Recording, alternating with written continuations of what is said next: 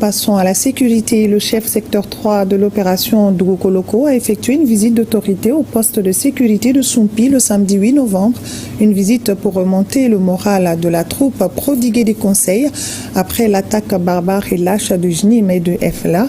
Une attaque qui s'est soldée par la neutralisation de plusieurs terroristes et des matériels récupérés par les femmes. Un reportage à Najim Baba Sissé et Alou Koulibaly.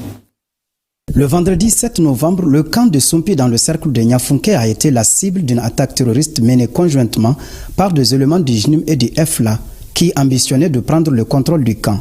Grâce à la détermination et au professionnalisme des éléments des forces de défense et de sécurité, l'ennemi a été mis en déroute après de violents combats. Les hommes du poste de Soumpi ont accompli un travail remarquable, salué par la hiérarchie. Ce qui m'anime vraiment, c'est un sentiment de confiance, un sentiment de fierté.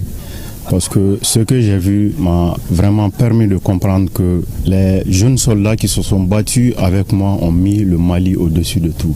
Nous nous battons pour une cause noble et juste. Le Mali est ce que nous avons de plus précieux. Et cette guerre-là contre le terrorisme, nous n'avons pas d'autre choix que de la remporter.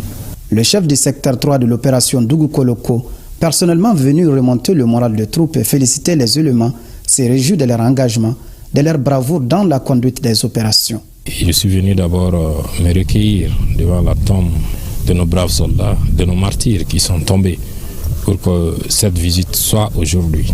Et souhaiter aussi prompt rétablissement aux blessés qui ont aussi donné de leur sang pour que le poste puisse exister.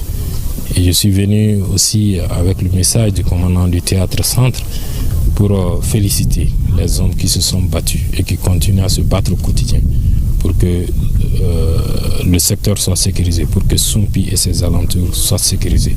Nous avons aussi profité pour apporter de la logistique. Après de rudes combats, il fallait quand même renforcer le poste. Nous sommes venus pour renforcer le poste en termes de commandement, mais aussi en termes de matériel de combat.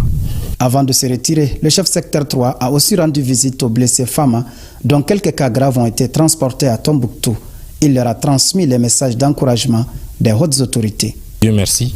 Et nous avons juste quelques cas graves. Sinon, le reste, ils vont sortir très prochainement de l'infirmerie pour rejoindre le poste et continuer à faire le combat. Donc nous avons des hommes prêts, déterminés à défendre la patrie, des hommes qui sont prêts à léguer le Mali tel que nous l'avons reçu. Et voilà pourquoi nous allons continuer à nous battre au quotidien pour que le Mali puisse rester indivisible, pour que le secteur puisse rester indivisible, pour que le secteur soit sécurisé, les personnes et les populations.